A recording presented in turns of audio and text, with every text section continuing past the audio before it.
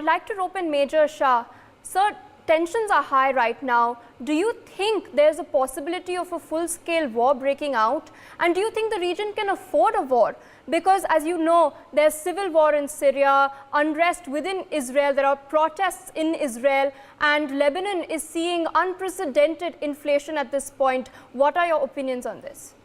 Okay, Pia, that's a very, very good question. I will just take a bit in the brief that, yes, they could be, I hope not, but they could be a full possibility of full-fledged war breaking out if things don't improve right now.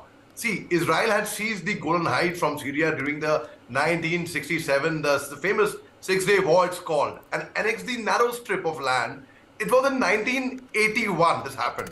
Then the Golan Heights, which are considered to be the occupied territory under the international law and the UN Security Council resolutions. So, and the very fact that we saw that there were tensions over the Al-Aqsa Mosque in Israel, we saw what happened. So now I'll just give a small analogy over here, Pia. In the year 2003, when I was just posted in Jammu and Kashmir and I was undergoing my PIT. PIT is the pre-induction training into an insurgency area, which is terrorist prone. Now, we were told one thing. We were told a situation where you catch a suspect and you interrogate him. But what if you bash him up and beat him up, a man, in front of his children, in front of his family, in front of his wife? So what will happen? What will be the psyche of that suspect? He is bound to turn hostile, 100%. So when you are dealing with people, be sensitive. The only way forward is by winning hearts and minds. We were told that, we were taught that. And that is the ethos of our armed forces and any professional army for that matter. Those are the ethos. But when those things do not work, we have tried Ops Sadbhavna, we have tried, then what do? Then what happened now in Israel? I condemn the fact that the police entered the mosque and the people who are worshipping. Any place of worship is sacred. You see, in 1984, when our armed forces, they entered the Golden Temple, that time people were not praying. They entered, but there was yet a riot in 1984, that time because the armed forces had entered a sacred place of worship. Now the sacred place of worship, be it a temple, be it a gurdwara, be it a church, be it a mosque, be it a synagogue, be it any, it should have its own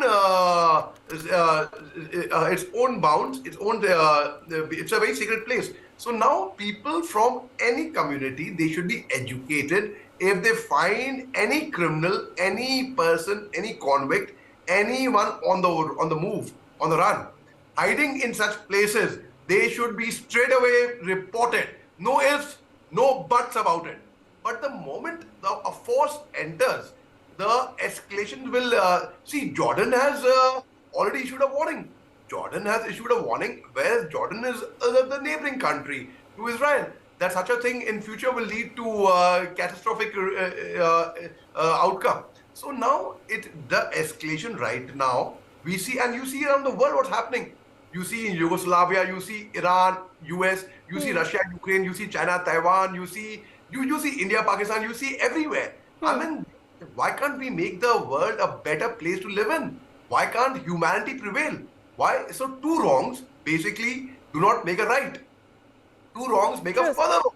So now what, and for any soldier to talk about war, it's a very, very sad thing, because soldiers are the ones on the line of front who bear the brunt. Their families bear the brunt. The martyrs are brave. There's no doubt about that fact. But their families are the bravest.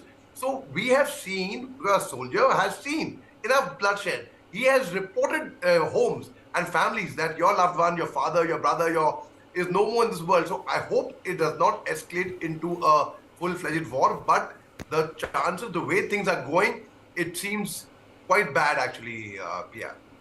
All right, rather pertinent perspectives provided by our panelists.